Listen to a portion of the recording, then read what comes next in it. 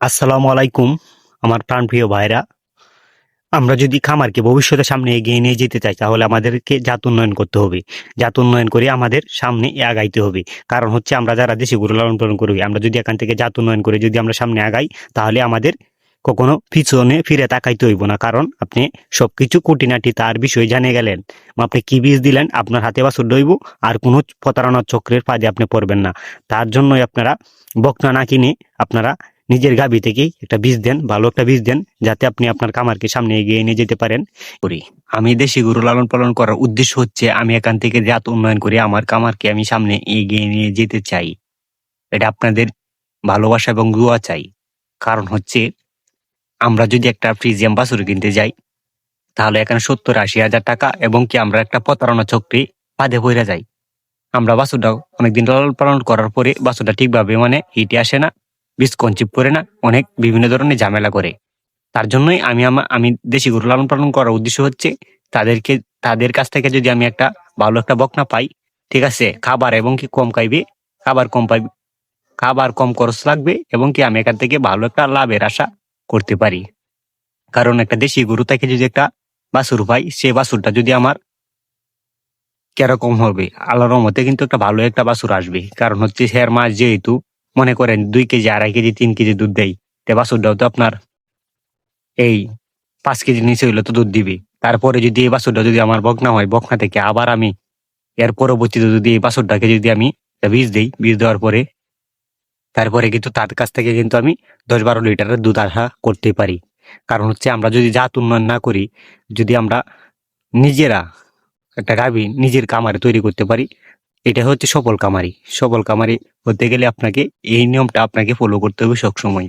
কারণ হচ্ছে আপনার নিজের হাতে আপনার গাভী তৈরি করতে হবে। আপনার নিজের হাতেই বীজ দিয়ে আপনি একটা গাভী তৈরি করেন যদি, তাহলে আপনি এখান থেকে সফলতার মুখ দেখতে পারবেন। না হয়তো এখানে সফলতার মুখ দেখাটা অসম্ভব। কারণ হচ্ছে আপনার জন্য কেউ গাভী রেডি করে রাখে নাই, ঠিক আছে। তার জন্য জাত উন্নয়ন করাটা আমাদের জন্য অনেক গুরুত্বপূর্ণ। কারণ একটা বাছুর ফ্রিজিয়াম কিনতে গেলে মনে করেন যে 70-80 হাজার টাকা, কিন্তু আপনি যদি আমি একটা লাল গাভীরে কিনছি 32 হাজার টাকা দিয়ে, আজ থেকে 4 বছর আগে।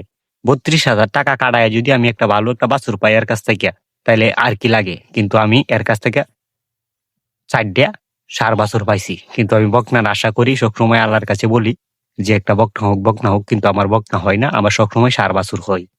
তার জন্য আমি আবারও একে বীজ দিলাম যেন আমার বকনা বাছুর হয়। সবাই দোয়া করবেন যেন খামারটা আরো বড় করতে পারি। কারণ আমার খামার বড় কেন না, এই কথাটা, আমার খামারটা কেন বড় না, কেন বড় না বলতে আমার সবগুলা কারী ষাঁড় বাছুর হয়। তার জন্য আমি খামারে আমার গরু যদি বকনা হইতো তাইলে আমার খামারটা বাড়তো দিনে দিনে, কিন্তু আমার খামারটা বাড়তেছে না।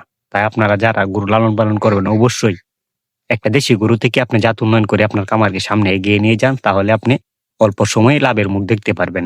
আর একটা হাই কোয়ালিটির গাভী দিয়ে যদি আপনি খামার শুরু করেন, তাহলে এখানে আপনি প্রফিট করাটা অসম্ভব হয়ে যাবে। কারণ হচ্ছে হাই কোয়ালিটির গাভী, ফ্রিজিয়াম গাভী, রোগ বালাই সম্বন্ধে আমরা ধারণা না থাকলে এখানে খামার করে টিকাটা অনেক কঠিন। তাই আমি খামারি ভাইদেরকে বলবো যে আপনারা দেশি গরু লালন পালন করুন, জাত উন্নয়ন করুন, আপনার খামারকে সামনে এগিয়ে নিয়ে যান।